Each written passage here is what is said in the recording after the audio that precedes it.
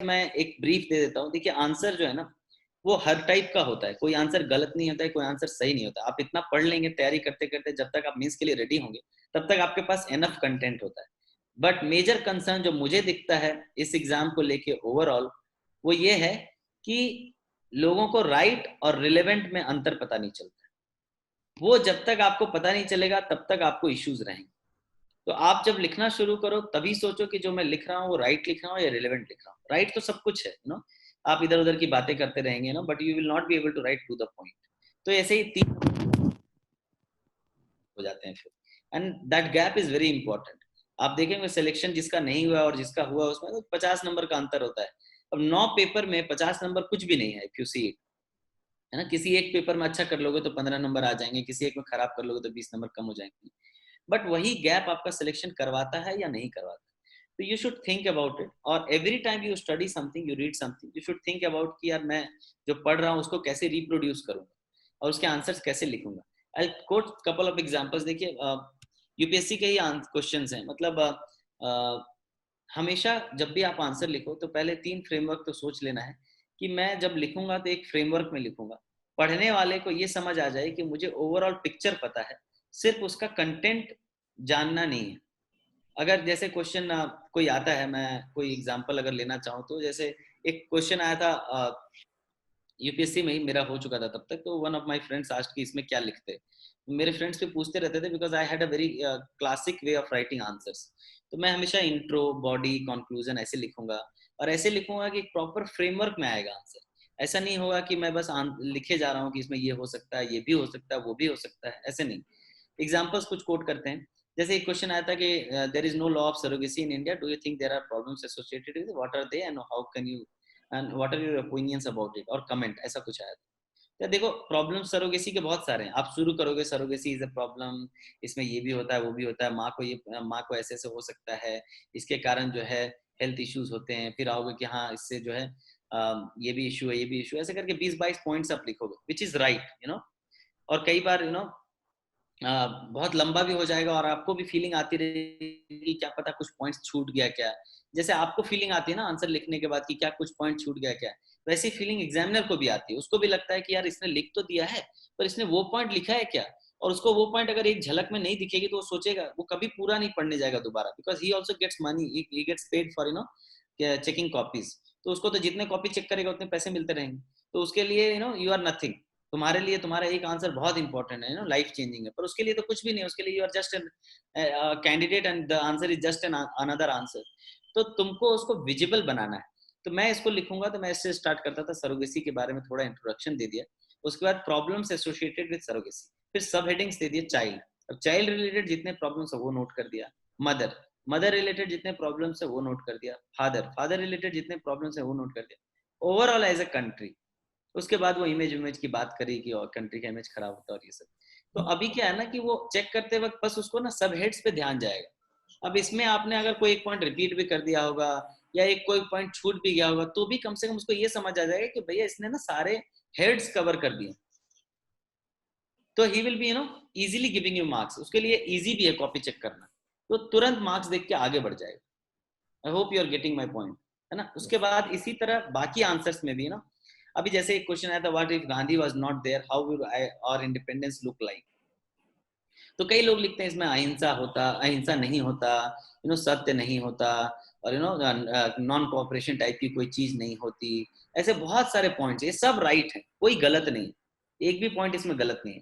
But ये relevant इस हिसाब से नहीं है, और इस हिसाब से आंसर परफेक्ट नहीं है कि मुझे पढ़ने में ये दिमाग में रहेगा कि यार कोई पॉइंट छूटा है क्या। अभी नॉन वायलेंस लिख दिया आपने, बट मिल एनिमल्स वाला पॉइंट छूट गया है। या फिर अहिंसा लिखा है बट उससे क्या होना चाहिए, क्या रिपरकशंस है, वो नहीं लिखा है। तो मैं इस आंसर को ऐसे कोट करूंगा कि यार अगर गांधी नहीं होते तो कौन होता, if Gandhi was not there who all would have been there. अगर गांधी नहीं होते तो कौन, कुछ स्वराजिस्ट पार्टी होता तो देश कैसा होता। if Gandhi was not there, Subhash would have won, then India would have been how nationalist, how radical nationalist and all. अगर वो नहीं होते तो हो सकता है कि भगत सिंह प्राइम मिनिस्टर बनते, या Bhagat Singh head of the nation बनते। तो वो बनते तो इंडिया का स्ट्रक्चर कैसा होता, सोशलिस्ट रिवोल्यूशनरी होता। तो ये एक स्ट्रैंड है। तो आप जब ये लिखना शुरू करेंगे तो उसको समझ आएगा कि हाँ यार, इसने गांधी को एलिमिनेट करके एक एक ऑप्शंस दिए, तो देश कैसा होता, ऑब्वियसली वैसा ही होता जैसे इसके फाउंडिंग फादर्स होते। अब Gandhi because was a founding father of our nation, so his ideas were totally reflected in our constitution, our politics, our vision. At least for next 30 years, Gandhism, and still date also, I would say, Gandhism and Gandhian principles are still the guiding principles of our every action that we take, be it with China, be it in our international relations, or countries policies, everywhere it is reflected. तो वो नहीं होते तो क्या क्या होता, वो आप पॉलिसी के टर्म्स में लिखिए, पॉइंट्स के टर्म्स में नहीं कि ये एक चीज, ये दो चीज नहीं, फ्रेमवर्क, छोटा छोटा सब हेड्स करके, है ना। अभी एक क्वेश्चन आया था कि जुडिशरी जो है it has reinforced democracy in a big way, तो अब उसमें क्या है कि बहुत लोग लिखे कि जुडिशरी की वजह से डेमोक्रेसी में ये होता है, डेमोक्रेसी में वो होता है, but what I did is democracy is all about participation, protection and promotion. अब पार्टिसिपेशन में मैंने इलेक्टोरल रिफॉर्म्स रिलेटेड जितने जजमेंट सुप्रीम कोर्ट ने दिए वो लिख दिया, है ना। प्रमोशन रिलेटेड जितने भी, प्रोटेक्शन रिलेटेड जितने भी जजमेंट्स, ये विशाखा गाइडलाइंस हो वुमेन प्रोटेक्शन के लिए, या ट्राइबल प्रोटेक्शन के लिए आम सभा वाला हो, इस तरह के सारे जजमेंट्स दे दिए। प्रमोशन के लिए फिर इंडस्ट्री रिलेटेड, या फिर वेलफेयर ऑफ पीपल रिलेटेड, या फिर कंट्रीज रिलेशंस रिलेटेड, वो सब सीधा दे दिया। तो अभी इन तीनों सब हेड्स के अंदर सारे जजमेंट्स और सारे जुडिशरी के वर्क आ गए, तो उसको देखने में मजा आएगा, अच्छा हाँ यार, इसने मतलब कुछ सोचा है डेमोक्रेसी के बारे में पहले से लिखा। अदरवाइज आप इलेक्टोरल रिफॉर्म्स एक पॉइंट लिखोगे, नेक्स्ट पॉइंट फिर प्रोटेक्शन लिखोगे, फिर इलेक्टोरल रिफॉर्म्स लिखोगे, फिर पॉलिटिक्स लिखोगे, पार्टिसिपेशन लिखोगे, तो वो बड़ा मेसी सा हो जाता है। तो आंसर लिखते वक्त ना थोड़ा सा इस बात का जरूर ध्यान रखें। So is there any question I should take? Yes sir. Yeah. Sir, there is a one question from the student. Okay. तब तक बाकी लोगों को जो चार्ट बॉक्स में क्वेश्चन भेज सकते हैं, और यू कैन आस्क, आपका माइक जो है वो शुरू करके क्वेश्चन पूछ सकते हैं। एक क्वेश्चन है स्टूडेंट का, सर काफी बार क्या होता है कि बहुत सारे डिप्रेशन आता है, फ्रस्ट्रेशन आता है जब हम प्रिपरेशन करते हैं तब, तो एक्चुअली उस डिप्रेशन से हम किस तरह से ये करना चाहिए, क्योंकि एग्जाम बहुत ज्यादा टाइम ले लेती है। तो ये कॉमन क्वेश्चन था स्टूडेंट का, और मैक्सिमम स्टूडेंट ये सुनना चाहते थे आपसे। या देखो, मैं जो शुरुआत करी थी ना वो इसीलिए करी थी उस तरह से, क्योंकि मुझे पता है ये एकदम कॉमन प्रॉब्लम है, सभी का है, मेरा भी था। तो आपको अगर आपका मोटिवेशन पता है, वो एक लाइन है एक मूवी में, नील बटे सन्नाटा में, आपको ना बस अपना सपना पता होना चाहिए, बाकी सब अपने आप हो जाता है। तो क्या है कि मुझे हमेशा से था कि यार मुझे कुछ करना है ऐसे एरियाज में जाके, तो मैंने क्या किया था ना, आई डोंट नो, जब बायोमेट्रिक आया था इसमें पीडीएस सिस्टम में, तो छत्तीसगढ़ में 10-12 ओल्ड एज लोग, बिकॉज उनका उंगली काम नहीं कर रहा था, तो उनको चावल नहीं मिला, तो 10-12 लोग ऐसे मर गए। तो उनकी लाशों की फोटोग्राफ्स के साथ हिंदू में एक आर्टिकल आया था, मैंने वो आर्टिकल कट करके अपने रूम में लगा रखा था।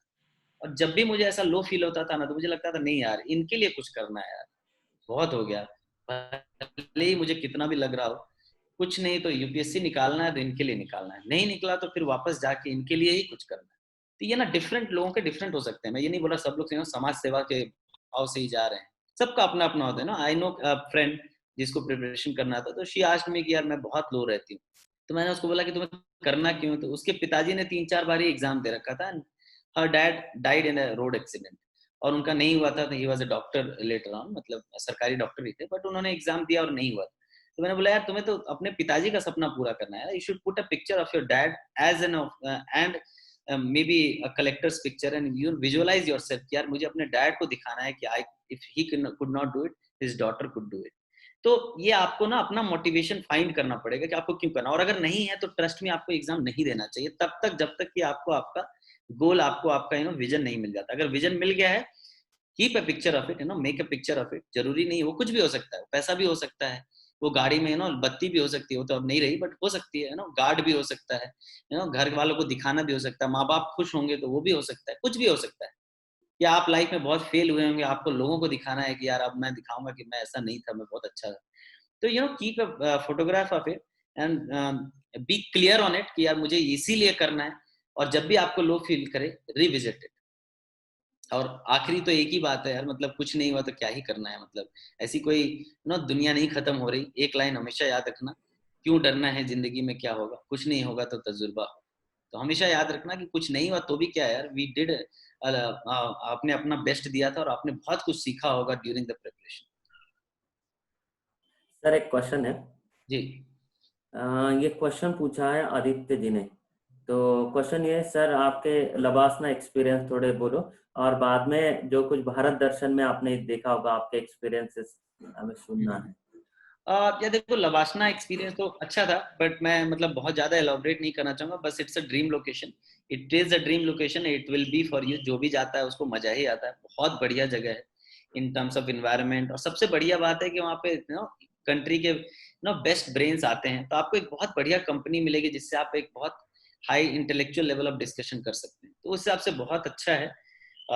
टीचर्स भी वहाँ बहुत अच्छे हैं। आपको अगर किसी का अच्छा कॉलेज डेज था तो आप रिविजिट कर पाएंगे, वो तो एक अच्छी चीज है। भारत दर्शन में you get to see all the aspects of administration, private sector, public sector, tourism, सब कुछ हो जाता है एक साथ, एक अच्छा ग्रुप बन जाता है। तो एक लाइफ टाइम एक्सपीरियंस तो है ही।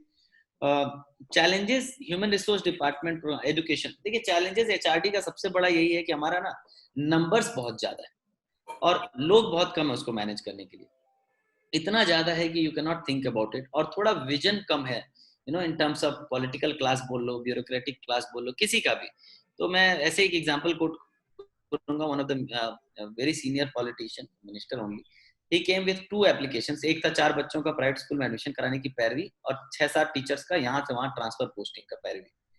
मैंने कहा कि और कैसे कुछ करेंगे अच्छा इस जिले के लिए। तो मैंने बोला कि सर जिस दिन ये लिस्ट इंटरचेंज हो जाएगी ना, उस दिन सब अच्छा हो जाएगा। सब अपनी मर्जी से, जैसे ही सरकारी नौकरी में आप आते हैं, सबको अपनी मर्जी से पोस्टिंग चाहिए। बच्चों के हिसाब से कभी टीचर की पोस्टिंग नहीं होती। टीचर की पोस्टिंग, वो कितना परेशान है, वो प्रेग्नेंट है कि नहीं, वो उसका घर से कितनी दूरी है। We never think about the kids की उसको किस सब्जेक्ट का टीचर चाहिए, कौन सा टीचर चाहिए, कितने बच्चे वहां, ये सब कभी रैशनलाइज नहीं होता। तो ये वही बात होगी ना, 4 बच्चे हैं, जो बच्चा रोता है उसको दूध मिलता है, जो नहीं रोता नहीं मिलता। बच्चे तो बेचारे बोलेंगे नहीं, वो ना वोटिंग क्लास है। तो इसीलिए ये बहुत बड़ा इश्यू है। एचआरडी का सबसे बड़ा प्रॉब्लम ही एचआर है। Next question please. सर एक क्वेश्चन है कि how to initiate to build up the strategy for the answer writing. Build up the strategy. या लिखते लिखते you start writing. The solution to any problem in this world is to begin. You start writing, you write. आप खुद ही एक सप्ताह बाद पढ़ना आपको थोड़ा खराब लगने लग जाएगा, यार ये मैंने क्या लिखा है यार, मतलब ऐसा क्यों लिखता था मैं। और आप ना over a period of time you will improve, trust me. कुछ अच्छे आंसर्स देख सकते हो ऑनलाइन। गौरव अग्रवाल ने कुछ पोस्ट कर रखे हैं, कुछ मैंने पोस्ट कर रखे हैं। कुछ अच्छे आंसर्स देख सकते हो, वो पता चल जाता है यार फालतू और अच्छे आंसर्स क्या है। पोस्ट तो दुनिया में बहुत कुछ है। वीडियोस अगर आपको देखना है आंसर राइटिंग का या मोटिवेशन का, तो उसका सबसे अच्छा तरीका, आप वीडियो खोलो किसी भी टॉपर का, उसके कमेंट सेक्शन में चले जाओ, कमेंट्स में पता चल जाएगा कि ये वीडियो कैसा होने वाला है। क्योंकि यार देखो, एग्जाम निकालना अलग बात होती है और उसको एग्जाम निकालने के पीछे की कहानी अलग होती है। यू नेवर नो कि कौन लक से आया है, कौन फ्लूक से आया है, कौन मेहनत से आया है, कौन दिमाग से आया है, कौन स्ट्रेटजी से आया है, कौन ऐसे ही आ गया है। तो यू कैन नॉट जज दैट। अब कोई फर्स्ट अटेम्प्ट में 3 महीने में पढ़ के निकल गया, मतलब ये नहीं है कि आपके साथ भी ऐसा ही होने वाला है। आपके साथ डेफिनेटली कुछ उल्टा होने वाला है, ट्रस्ट में। ठीक है, नेक्स्ट। सर अरे स्टूडेंट को मैं बोलना चाहता हूँ, आप आपका ये है कि स्पीकर है, आप भी डायरेक्ट पूछ सकते हैं, ऐसा कुछ नहीं है। सर एक क्वेश्चन है कि आइडियली एनसीईआरटी को कितने मंथ में कंप्लीट करना चाहिए, और उसका 45 डेज। हाँ, कुछ एक्स्ट्रा ऑर्डिनरी किया हो दैट इज डिफरेंट हाँ, फ्रॉम जिसने सर को एज दिया हो। अच्छा ठीक है, एक तो एनसीईआरटी को कितने महीने में खत्म होना चाहिए, या देखो 45 जितनी किताबें हैं ना, उसी के आसपास दिन लगने चाहिए। कुछ किताबें पतली है, कुछ मोटी है, तो मिला के 45 दिन से 2 महीने, मतलब 60 दिन में तो डेफिनेटली हर एनसीईआरटी की किताब आपको जो जरूरी है पढ़ने के लिए, मैथ्स मत उठाने के पढ़ने लग जाना, पर जो जरूरी है वो सब खत्म हो जानी चाहिए 2 महीने में मैक्स। जल्दी भी कर सकते हो, अगर आपने 10-12 अच्छे से किया होगा तो जल्दी हो जाएगी। डिपेंड्स कि आपका लेवल क्या है। एकदम ही छोड़ रखा है, पढ़ाई लिखाई से नाता टूट चुका है, तो टाइम ज्यादा लगेगा ही ऑब्वियसली। दूसरा है अपनी यूपीएससी प्रिपरेशन कुछ एक्स्ट्रा ऑर्डिनरी किया हो। एक्स्ट्रा ऑर्डिनरी यही था कि मैं ऑर्डिनरीली अपना कान बंद करके आंख बंद करके पढ़ाई करता रहता, और कुछ एक्स्ट्रा ऑर्डिनरी जरूरत नहीं है। इस एग्जाम का एक ही मंत्र है, improve your self over a period of time, do not compare with others. आपको ही पता होना चाहिए, और अपने आप से ऑनेस्ट रहना। आपको, आपने कल सोचा था कि मुझे ये करना है तो वो करना है। वो ये नहीं कि अच्छा चलो 4 पेज बाद में कर लेंगे, नोट्स में लिख लेते हैं कि कर लिए। खुद को धोखा दोगे तो आपको ये एग्जाम जरूर धोखा देगा। तो और कोई एज नहीं है। You improve your self on A daily basis, not your self daily. जैसे मैं आपको एक एग्जाम्पल दे देता हूँ, जैसे मेरा क्या था ना, हर आदमी की ना अपनी कुछ अच्छी कुछ बुरी आदतें होती है ना। मेरी भी कुछ बुरी आदतें थी, आपकी भी होगी, फेसबुक देखना, दोस्त से बात करना, घर पे ज्यादा टाइम देना, या दोस्तों के साथ निकल जाना, सिगरेट पीना, दारू पीना, कुछ भी हो सकता है। अच्छी आदतें हो सकती है, न्यूज़पेपर रोज आप पढ़ ही लेते हो, पढ़ने के लिए बैठ जाते हो, तो खाने में बस 10 मिनट लगाते हो, नहाने में हो सकता है किसी को 1 घंटा लगता हो। तो मैंने क्या किया था ना, ऐसी डेली एक्टिविटीज की नोट बना ली थी और हर एक्टिविटी पे मार्क्स रखे थे। तो जैसे मैंने, मान लो मुझे दारू पीने की आदत है, मान लो, जो नहीं है ऑब्वियसली, पर दारू पीने की मान लो आदत है, मैंने लिखा ड्रिंकिंग अल्कोहल, उसमें -10, ठीक है, रीडिंग न्यूज़पेपर्स +20। अब रोज के ना काउंट करके मुझे 100 नंबर आने चाहिए रोज।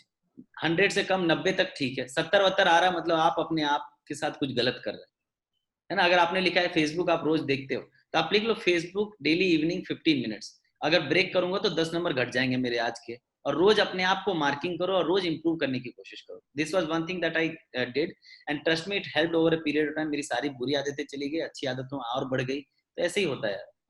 How to develop opinion for UPSC when we write answer, how to develop critical thinking for an issue. ये पढ़ के आता है, मतलब these can not be answered Rakesh, है ना। ये सर आप पढ़ के आता है ना। सर आपका वीडियो शुरू कर दो, वीडियो बंद है। अच्छा अच्छा, हाँ ये बंद है ना। हाँ, तो ये ना राकेश, हाँ, ये ना पढ़ के आता है। तो ऐसा तुम ना, हम तुम्हें कुछ बता नहीं सकते कि ये ऐसा करने से क्रिटिकल थिंकिंग आएगी। तुम जितना पढ़ोगे, जितना कनेक्ट करोगे चीजों को, पॉलिटी को इकोनॉमी से, इकोनॉमी को हिस्ट्री से, उतना तुम्हारी holistic understanding of the subject, critical thinking धीरे धीरे डेवलप होती जाएगी। और ये ना over a period of time होगा, there is no unique answer to it. आप जितना आंसर्स लिखोगे, एक बार आंसर लिखा, 2 दिन बाद उसको देखा, फिर सोचा अरे इसमें तो ये पॉइंट छूट गया था, उसमें छोटे से पेन से कोने में लिख लिया। फिर एक सप्ताह बाद देखा, फिर देखा अरे ये भी लिख सकते थे इसमें। तो वो धीरे धीरे आप खुद को ही एसेस करते जाओगे और वो थिंकिंग आती जाएगी। हाउ टू डेवलप, हाँ, और क्या, करंट अफेयर्स कितना कितने साल का फॉलो करना होता है? 1 ईयर। जे बेसिकली अगर मई में प्रीलिम्स है, तो आप जून से या मई पिछले साल से पढ़ना शुरू करो, ठीक है। और ये ना कोई ईयर फिक्स नहीं होता है, सर ठीक है। और करंट अफेयर्स का क्या है ना, न्यूज़पेपर अगर आप पढ़ोगे तो दे आर इन कंटिन्यूटी, और अगर नोट्स पढ़ोगे तो दे आर नॉट। इसीलिए लोग न्यूज़पेपर पढ़ने को कहते हैं। मान लो आज कोई एक न्यूज आई रिलेटेड टू चाइना, और आज ही किसी ने प्रिपरेशन शुरू करी है, तो अब जो इंसिडेंट हुआ था लद्दाख में, वो तो हो सकता है 10 दिन पहले हुआ, पर उसकी कहानियां तो अभी अगले 1 साल तक चलती रहेगी ना।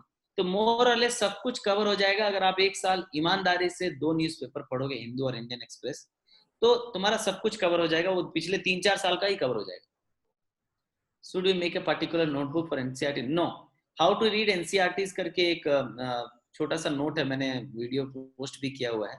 उसमें मोर और लेस यही है कि हर एनसीईआरटी के चैप्टर के ना फर्स्ट पेज पे थोड़ा ब्लैंक स्पेस होता है। उस ब्लैंक स्पेस में आप ना उस पूरे चैप्टर का थोड़ा थोड़ा बुलेट्स लिख लेते हो, और रिवाइज करते वक्त बस वो बुलेट देखते हो और आंख बंद करके सोचते हो कि क्या इस बुलेट के अंतर्गत आने वाली सभी चीजें मुझे याद है।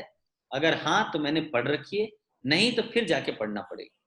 तो एनसीईआरटी इटसेल्फ में ना एक एक पॉइंट उसका इंपॉर्टेंट है। फिर आप उसका नोट्स बनाने जाओगे ना, तो फिर से एनसीईआरटी की किताबें लिख दोगे जो कोई पब्लिश नहीं करेगा, है ना। तो वो टाइम बर्बाद नहीं करने का है, ठीक है। एनसीईआरटी भगवत गीता टाइप है, उसकी हर लाइन उतनी इंपॉर्टेंट है जितना कि बुक और जितना कि यूपीएससी आपके लिए। तो उसके नोट्स मत बनाओ, उसके बुलेट हेड्स ज्यादा से ज्यादा किसी कॉपी में नोट कर सकते हो, ताकि रिवाइज करते वक्त आपको पूरी किताब ना पढ़नी पड़े। अगर आपने वेदरिंग पढ़ लिया तो आप आंख बंद करके समझ सकते हो, अपने आप में कैसेट की तरह रन कर सकते हो। व्हाट इज वेदरिंग मुझे पता है, एक्सटर्नल पता है, इंटरनल पता है, ये सब पता है, हाँ ठीक ठीक ठीक याद है मुझे, मतलब इसको, इस चैप्टर को रिवाइज करने की जरूरत नहीं है। मानसून हेडिंग लिख लिया, मानसून, ओके, मानसून कब आता है, किधर से आता है उसका, और क्या पॉइंट था इसमें, अच्छा हाँ पहले आ जाता है मानसून को, उसको प्री मानसून शावर बोलते हैं, उसके क्या क्या नाम है सब याद आ गया, अपने आप दिमाग में आ जाएगा, अरे प्री मानसून शावर को क्या बोलते थे, नाम याद नहीं आ रहा है। तब किताब पलटनी है। बेसिकली नोट्स आप क्यों बनाते हैं? इसलिए ताकि आपको दोबारा फिर से ना पढ़ना पड़े, फिर से उतनी टाइम बर्बाद ना हो। तो एनसीईआरटी के बुलेट्स लिख लीजिए और उसी से रिवाइज करिए, और अगर रिवीजन में कुछ डाउट होता है तो सीधा बुक खोल के देखिए। सर जी हाँ, sir yes. Sir I am from West Bengal, तो मेरा यहाँ पर उतना अच्छा फैसिलिटी नहीं है एनसीईआरटी पाने के लिए। क्या मैं एनसीईआरटी से विदाउट एनसीईआरटी से जो बुक है मेरे पास, यार माजिद हुसैन का जो जियोग्राफी है, स्पेक्ट्रम का, राजीव भाई का स्पेक्ट्रम है, क्या मैं वो बुक पढ़ नहीं सकता? हाँ डेफिनेटली पढ़ सकते हो, बट एनसीईआरटी तो कहीं भी अवेलेबल है सोमिन। मुझे लगता है कि तुम ऑनलाइन भी ऑर्डर कर दोगे या किसी दोस्त को बोल दोगे तो कुरियर कर देगा। देखो सर प्रॉब्लम क्या है ना, ये एग्जाम कोई एब्सोल्यूट एग्जाम नहीं है ना, बोर्ड एग्जाम टाइप का नहीं है जिसमें तुम्हें 70% लाने हैं। This is a competitive exam. और अगर मान लो टेस्ट सीरीज ही चल रहा है, उसमें एनसीईआरटी से क्वेश्चन पूछ रहे हैं, तुम टेस्ट सीरीज तो ज्वाइन करोगे ही। अब तुम्हें चूंकि एनसीईआरटी से कोई एक क्वेश्चन आया होगा, सब ने लिखा होगा और तुमने नहीं लिखा होगा, कोई एक पॉइंट हो सकता है जो उसमें बोल्ड में होगा और माजिद हुसैन में छोटे छोटे अक्षरों में होगा, तो तुमसे छूट गया होगा, तो you will feel deprived out of it, out of place तुम्हें फील होगा। तो जो सब कर रहे हैं वो तो करना ही है, इसके अलावा आप करेंगे तो आपको एज मिलेगा।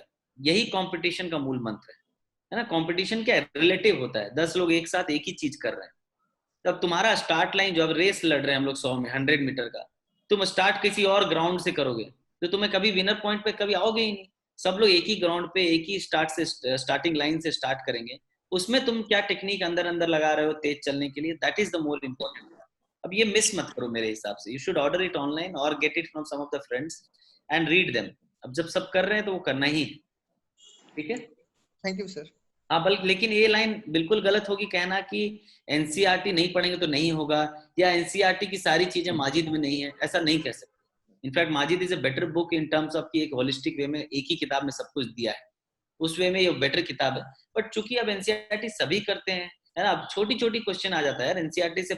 आई थिंक 6th क्लास के बुक से पहला पैराग्राफ में है कि कितना % फ्रेश वाटर है अर्थ में, और उस सबसे ज्यादा फ्रेश वाटर कहाँ है, वो पहला पैराग्राफ, वो सीधा यूपीएससी क्वेश्चन था। तो अगर वैसे सीधा क्वेश्चन डायरेक्ट आ जाएगा एनसीईआरटी से, जो दूसरे जगह कहीं कोने में लिखा होगा, तो आप मिस आउट कर जाएंगे। इसीलिए वो कर लीजिए ना। Thank you sir, thank you. Hello sir, good Yeah. Afternoon.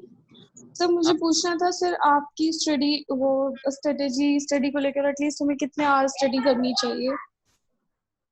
ये बहुत सब्जेक्टिव क्वेश्चन है ना, it also depends on how efficiently you do it, ठीक है। लेकिन एक प्रिंसिपल इसका यही है कि तभी तक पढ़ना चाहिए जब तक आप एक्चुअली पढ़ रहे हैं। जैसे ही आपको लगे कि आप पढ़ नहीं रहे हैं, किताब लेके बैठे हैं, तो आप मत बैठिए, कुछ और कर लीजिए। Take a break off Okay, sir. Have fun, do what your hobby is. किसी का हॉबी गिटार बजाना हो, किसी का बात करना।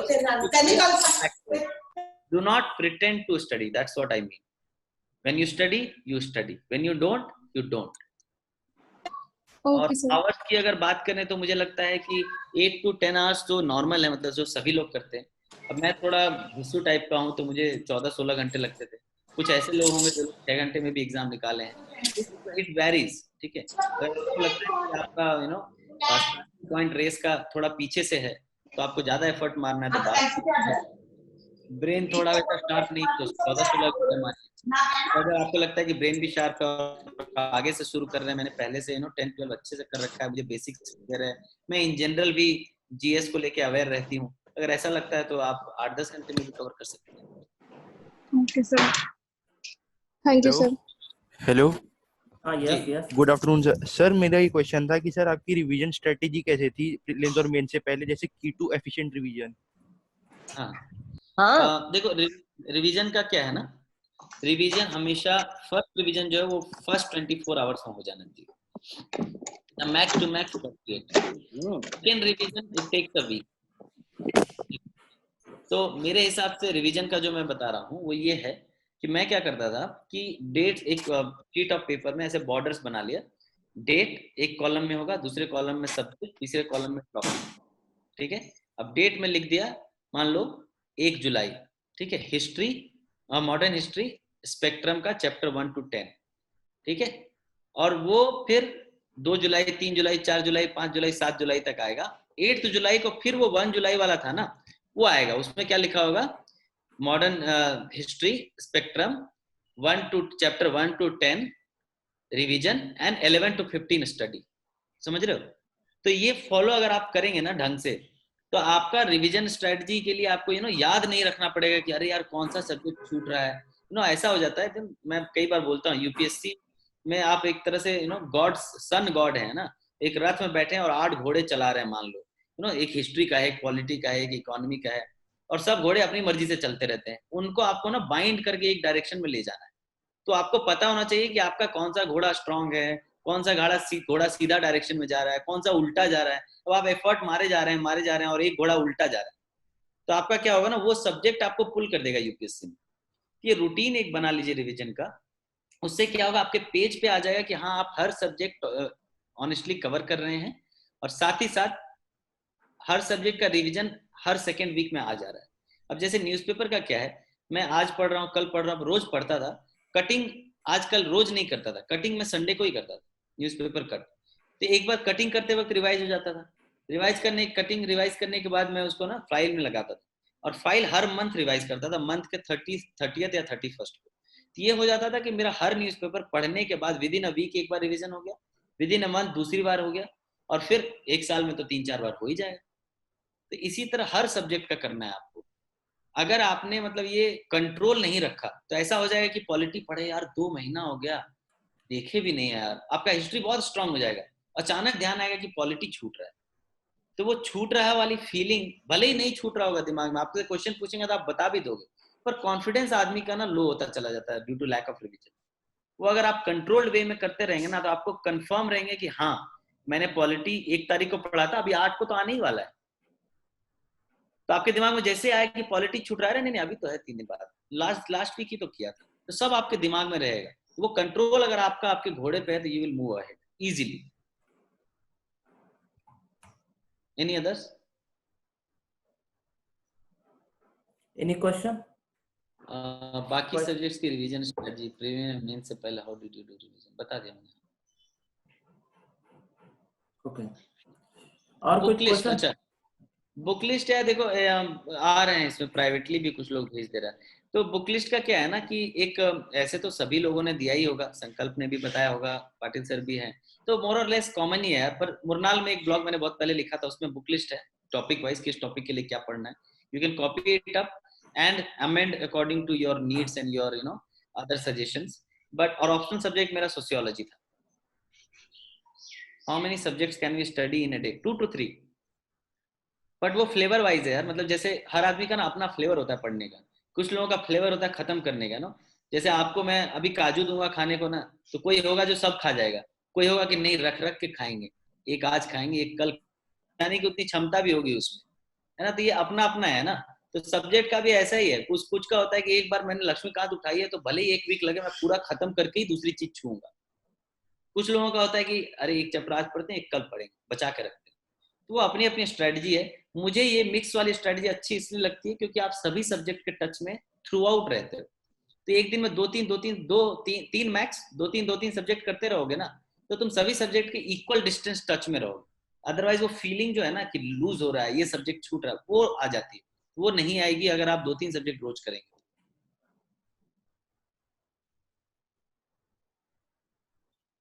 प्रोक्रेस्टिनेशन, देखो यार उसका वही है, मोटिवेशन कितना है आपको किसी काम को करने के लिए ना। वो कहते हैं ना कि अगर आपको सच में कोई चीज पाने की इच्छा है तो पूरी कायनात लग जाती है, तो वो बात है, वो आप में है। वो मेरे में था यार, वो मार्क्स वाला जो मैंने बताया ना आपको, उसमें यही है, प्रोक्रेस्टिनेशन भी आप लिखते हो। जैसे आप लिखोगे, मैं मतलब ऑनेस्टली बता दूं तो मुझे क्या क्या बुरी बुरी आदत है, तो उसमें मैं लिखूंगा कि यार मैं बाहर बैठ जाता हूँ कई बार या फिर जब मैं दौड़ने जाता हूँ पार्क में, तो 20 मिनट का दौड़ होता है वो 1 घंटे हो जाता है कभी कभी। वो चीजें नोट कर लेता था। तो उसके बाद उसमें जैसे न्यूज़पेपर है, मैंने लिखा है कि यार न्यूज़पेपर पढ़ता हूँ, दोनों दोनों पढ़ा तो 10 नंबर, एक पढ़ा तो 5 नंबर। तो आप कभी भी उसको डिले नहीं करोगे, कल पढ़ोगे तो 10 में तो 0 आने हैं। तो अगर आप डेली मार्किंग स्कीम अपनी खुद की रूटीन की बना लो और उसमें कोशिश करो अचीव करने के 100, 90, 100, 90, 100, ट्रस्ट मी वो एक आदत बन जाएगी, फिर वो मार्किंग करने की जरूरत नहीं पड़ेगी, फिर वो आपकी आदत में आ जाएगा। रोज सुबह लाइट ब्रेकफास्ट करना है, उसमें भी 10 नंबर। अब मैं थोड़ा फूडी हूँ, इतना हैवी खा लेता था कि दिन में फिर ऐसे ऐसे नींद आने लग जाती, तो मैंने डिसाइड किया इस पे भी 10 नंबर रखेंगे। पहले 20 नंबर रख दिए इस पे, आदत थोड़ी सुधरी तो उस पर 10 नंबर रख दिए, फिर आदत बिल्कुल सुधर गई तो वो पॉइंट ही हटा दिया। तो ये आपका अपना है तो प्रोक्रेस्टिनेशन आपका उसी से जाएगा जब आप अपने आप को एसेस करोगे, उसमें इंप्रूव करने के लिए कोशिश करोगे।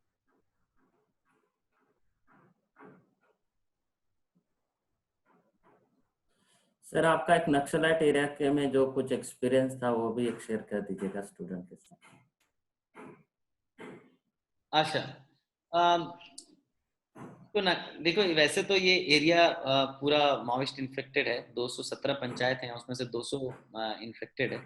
बट यार देखो, ट्राइबल्स ना बहुत शरीफ लोग होते हैं, एंड ट्रस्ट मी, मतलब ऑन रिकॉर्ड मैं बोल रहा हूँ, बट यहाँ जो भी बदमाशी है ना वो अदर साइड से ज्यादा है, चाहे वो बिहार के हों चाहे झारखंड के अपर क्लास हों, वो लोग ज्यादा प्रॉब्लम्स क्रिएट करने वाले लोगों में से। ये लोग बहुत सिंपल है, तो यहाँ की आबादी तो बहुत सिंपल है।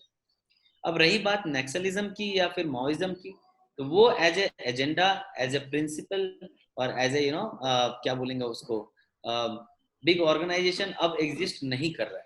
अभी जो भी यहाँ पे हैं लोग वो थोड़े एक्सटॉर्शनिस्ट नेचर के, तो उनमें क्या है कि ऐसे 4-6 लड़के मिल लिए, कहीं रोड बन रहा है, ठेकेदारी चल रही है, तो जाके तहसीली कर लिए, बंदूक दिखाई, 10-20 हजार आ गया, काम करने की जरूरत नहीं। इस टाइप के ज्यादा है। वो एजेंडा वाला कि यार सरकार बदलनी है, कम्युनिज्म लाना है, ये वाला लगभग खत्म के बराबर। मोर बिकॉज अभी डेवलपमेंट का रीच बढ़ गया है, एडमिनिस्ट्रेशन का रीच बढ़ गया है, लोग अवेयर हो गए हैं, इंटरनेट मोबाइल फोन्स आने से लोगों को समझ आ गया है। अभी क्या, पहले के आदमी गांव में जाके बोलता था कि हमारी सरकार आएगी, तो गांव वाले बिलीव कर लेते थे। अभी यहाँ के लोगों ने दुनिया देख ली। अभी जैसे मैंने यहाँ एक प्रोग्राम चलाया था, एक्सपोजर टू द वर्ल्ड करके, तो इसमें 11-12 की बच्चे बच्चियों को, लगभग अभी तक 26,000 बच्चे बच्चियों को हम लोग घुमा लाए। उसको एक दिन चाईबासा घुमाए हैं। मतलब क्या हुआ था ना, मैं एक ऐसे एकदम ही इंटीरियर में एक ब्लॉक है मंझारी करके, वहां मैं गया था, वहां बच्चों से पूछा कितने लोग चाईबासा गए हो, मतलब इस डिस्ट्रिक्ट का मेन जो टाउन है वहां।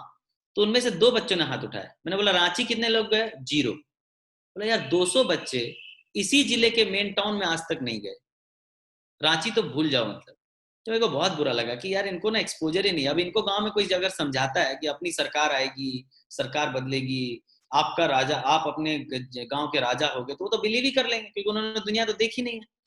तब मैंने एक प्रोग्राम बनाया, इनको पूरा पहले चाईबासा घुमाया, कलेक्ट्रेट घुमाया, फिर रांची ले गए, वहां पे विधानसभा दिखाया।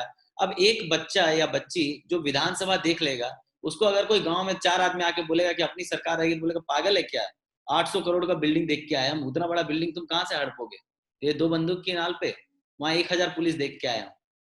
तो वो एक्सपोजर विजिट फिर हम लोगों ने कराया, तो उससे काफी चेंज आया है। वो गांव गांव जाके लोगों को बताया कि हमने क्या देखा रांची में, और कैसे सरकार चलती है, विधानसभा क्या होता है, उसमें नेता लोग कैसे बैठते हैं। अरे ये तो हमारे गांव का ही एमएलए है जो वहां बैठा हुआ है। ये लोग तो झूठ बोलता है कि हमारा रिप्रेजेंटेशन नहीं है सरकार में, हमारे तो एमएलए साहब बैठे हैं उधर। तो ये चीजें इस तरह से काम करने में मजा आता है। और कुछ भी चीज, जैसे अभी मैं हजारीबाग में था, तो वो ट्राइबल डिस्ट्रिक्ट नहीं है, वहां अगर मैं जाऊं बोलूं कि यार स्कूल में टीचर आता है, सब शिकायत करेगा, हाँ सर नहीं आता है, इसमें भी खमाता है, उसमें भी खाता है, सब तरह की शिकायत है। उसका पति ये करता है, उसका साला का ठेकेदारी है, सब तरह की शिकायत है, सब कुंडली खोल के बता देगा आपको वहां का। ट्राइबल एरियाज में अगर मैं स्कूल का बंद भी है ना, पूछूंगा टीचर कहाँ है, पता नहीं सर। टीचर आता है, आता ही होगा सर, तुम्हारा तो घर यही है बगल में, क्या हुआ सर, कौन देखता है। पूछेगा रोड कैसा बना है, बहुत अच्छा बना है सर, इससे अच्छा रोड तो हमने जिंदगी में देखा ही नहीं। और आप ऐसे फ्यूडल डिस्ट्रिक्ट्स में जाएंगे, हजारीबाग, कोडरमा, वहां बोलेंगे रोड कैसा बना है, अच्छा भी होगा तो शिकायत करेगा क्योंकि उसको कुछ मिला नहीं। तो यहाँ के लोग बहुत सिंपल, बहुत साधारण और बहुत सच्चे हैं। उस हिसाब से यहाँ काम करने में सच में बहुत मजा आता है। एक नेगेटिव चीज यही है कि यहाँ पे ये लोग कनेक्टेड नहीं है और बहुत अप्रिशिएटिव नहीं।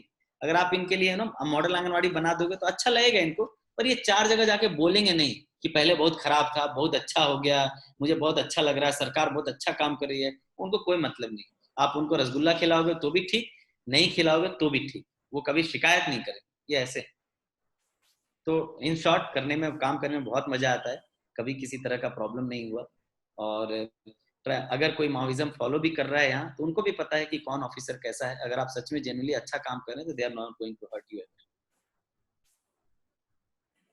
सर एक is it is it necessary to prepare our notes on A4 size paper only, not the pages declining? Yes it is।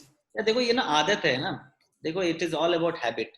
तो अभी क्या करना है ना कि 200 वर्ड में आपको आंसर लिखने हैं, एक पेज में 100 वर्ड आना चाहिए। अब आपको आदत है ऐसे छोटी छोटी छोटी छोटी लिखने की, तो उधर क्या करोगे, 200 वर्ड एक पेज में लिखोगे। अब मैं 200 वर्ड 2 पेज में लिखूंगा, आप भी वही लिखोगे, मैं भी वही लिखूंगा, पर कॉपी चेक करने वाला दिखेगा कि अरे पाटिल जी ने तो 2 पेज लिखा है, या आदित्य ने तो एक ही पेज लिखा है, लिखा दोनों ने सेम है, पर एक फील आएगा कि यार इसने कम लिखा है, तो उसको 6 मेरे को 5 देके आगे बढ़ जाएगा, है ना। तो इसीलिए अभी से A4 शीट को दोनों साइड फोल्ड करके, जैसा यूपीएससी में होता है वैसा, और कोशिश करना है कि एक पेज में आपके 100 वर्ड ही आए। अगर आपकी हैंडराइटिंग छोटी है तो दूर दूर लिखिए, 2 लाइन के बीच में गैप बढ़ाइए। हैंडराइटिंग बड़ी है तो इतना ही बड़ी रखिए जितने 100 वर्ड आ जाए। वो एक आदत में आ जाएगी ना, तो आपको एग्जाम के टाइम में ये टेंशन नहीं रहेगा कितना वर्ड लिखे हम, 200 हुए कि नहीं, 250 तो नहीं लिख दिया, अगला आंसर में टाइम तो नहीं खराब हो जाएगा, जल्दी टाइम तो नहीं खत्म हो जाएगा। ये सब में ना बुद्धि लगाने का जरूरत नहीं पड़ेगा। तो आज से आदत डालना शुरू कर दो। ये एग्जाम प्रैक्टिस की चीज है।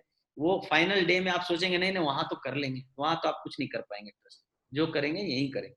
वहां तो आप दूसरे मोड में चले जाते हैं, पेन उठाते हैं और क्या लिखते हैं ना, बाद में पता ही नहीं रहता क्या लिखा। इतना फास्ट और इतनी जल्दी में लिखना होता है। तो इसीलिए अभी से आदत डालो, वही एक अच्छा आपको हेल्प करेगा। डेली शेड्यूल क्या होता था प्रिपरेशन के टाइम, सुबह से रात तक वाले टाइम क्या करते थे? देखो ये सबका अपना अपना है, बट मैं सुबह ना 5 to 6 के बीच उठ जाता था। उठ के अपना जो डेली एक्टिविटीज है वो कर लिया, फिर हल्का कुछ फ्रूट्स खाते हुए लाइब्रेरी चला जाता था। ठीक है, वो अगर रूम में आपकी हो जाती है, मेरा एक्चुअली थोड़ा पैसे का दिक्कत रहता था, तो रूम मैंने टॉप फ्लोर पे ले रखा था, तो 11 बजते बजते वो भट्टी बन जाता था दिल्ली में। तो मैं इसीलिए रूम पे रह ही नहीं पाता था, फोड़े वोड़े हो गए थे बॉडी में। तो मैंने सोचा कि यार चलो लाइब्रेरी ज्वाइन कर लेते हैं। उधर रूम सस्ता था, 4000 का था, इधर लाइब्रेरी था। तो मैं सुबह सुबह 6 बजे लाइब्रेरी चला जाता था। 6 बजे लाइब्रेरी गया, नाश्ता वहीं आ गया, खाना भी वहीं आ गया, खाना खा के पढ़ाई वढ़ाई सब करके रात को 10-11 बजे वापस लौटता था। तो सुबह 6 से रात 10 तक मैं लाइब्रेरी में ही रहता था। 10 से 11 के बीच में लौटा, 10 से 11 के बीच में आके जो बच गया आज के रूटीन में वो पूरा कर लेता था। 11-12 के बीच में सो जाता था। मैं early to bed early to rise follow करने की कोशिश करता था, क्योंकि आप अपने ब्रेन को दिन में एक्टिव रहने के लिए ट्रेन भी करना है आपको। अदरवाइज क्या होगा कि एग्जाम के दिन आपको आपका ब्रेन एक्टिव रहेगा रात को 2 बजे, और एग्जाम लिखना है आपको सुबह 10 बजे। 2 बजे तो सब दिमाग चल रहा था, 10 बजे जब एग्जाम में लिखने की बारी आई तो दिमाग थोड़ा सुन्न हो गया। तो ये एग्जाम थोड़ा ना, जैसे मैंने बताया, तपस्या वाली चीज है। तो आप एक over a period of time एक आदत डेवलप करते हो कि मैं रोज सुबह उठता हूँ, अच्छा नाश्ता करता हूँ ताकि मुझे दिन में नींद नहीं आए, थोड़ा एक्सरसाइज करता हूँ, पढ़ते वक्त ध्यान रखता हूँ कि मैं पढ़ तो रहा हूँ, इससे क्या क्वेश्चन आ सकता है, और अगर आता है तो मैं क्या लिखूंगा। हमेशा एक एक पैरा पढ़ने के बाद खुद से सवाल पूछते थे। ये चीजें अगर आप करते रहोगे तो ये रूटीन मेरे हिसाब से ठीक है, बट अपना अपना रूटीन है, you can develop your own also. एक ओरेकल के साथ तैयारी कैसे करी? देखो प्राइवेट सेक्टर में ना डिपेंड करता है तुम्हारे काम कैसा है। अब मेरा तो यार ओरेकल में बहुत कम काम रहता था। मैं 10-11 बजे जाता था, शाम को 4-5 बजे आ जाता था। तो और घर से भी काम कर सकते थे, वर्क फ्रॉम होम भी था, और कभी रात को भी ऑफिस जा सकते हो, 24/7 खुला रहता। तो वो दूसरा कॉर्पोरेट कल्चर है। अगर आप ऐसे कोई इंडस्ट्री में काम करते हो जहाँ आपका फिजिकल एक्टिविटी है, सुबह 10 से शाम 7 बजे तक लगे ही रहते हो, तब थोड़ा मुश्किल है। ओरेकल में मेरे लिए आसान था क्योंकि मैं थोड़ा फिक्स टाइमिंग में ऑफिस रहता था, बाकी टाइम फ्री रहता था, सैटरडे संडे छुट्टी ही रहती थी, तो पढ़ाई हो जाती थी। But the moment I thought कि नहीं अब मुझे यही करना है, आई रिजाइन। मैंने मार्च में रिजाइन किया, अप्रैल में तैयारी शुरू की फुल फ्लेजेड, मई में प्रीलिम्स था, प्रीलिम्स निकल गया। तो मतलब 1 महीना 1.5 महीना ही मैंने फुल टाइम तैयारी करी, और जनवरी 4-5 महीने मैंने यूपीएससी की तैयारी करी थी शुरू में। तो हो जाता है यार, मतलब इतना बहुत मतलब टफ नहीं है, इट इज मैनेजेबल।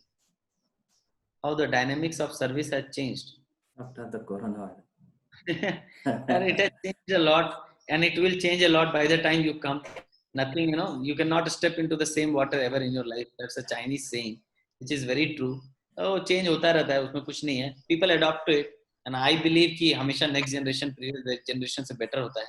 मैं अपने प्रीवियस से बेटर हूँ, आप आओगे तो आप मेरे से बेटर होगे, और वो मोर एडेप्टिव भी होते हैं। तो डायनेमिक्स कुछ चेंज नहीं हुआ। थोड़ा ये है कि ऑब्वियसली डेमोक्रेसी जैसे जैसे मेच्योर होगी वैसे वैसे polity will take over bureaucracy, है ना। ये हर ही जगह है यार, मतलब ये तो होना ही है, आज नहीं तो कल। हम जितनी जल्दी इसको एक्सेप्ट कर लें उतना अच्छा है, और वो होना भी चाहिए। अभी क्या है कि जैसे I will take the example of panchayat. अब मुखिया को इतना बुद्धि ही नहीं है, पर वो मुखिया बन गया, उसको फाइनेंशियल पावर्स भी आ गई। तो जब तक वो मेच्योर पॉलिटिशियन नहीं हो जाएगा तब तक पंचायत का सचिव जो है उस पर हावी रहेगा, ये चेक कटवा लेगा, ऐसे एंट्री कर दीजिए मुखिया जी तो हो जाएगा।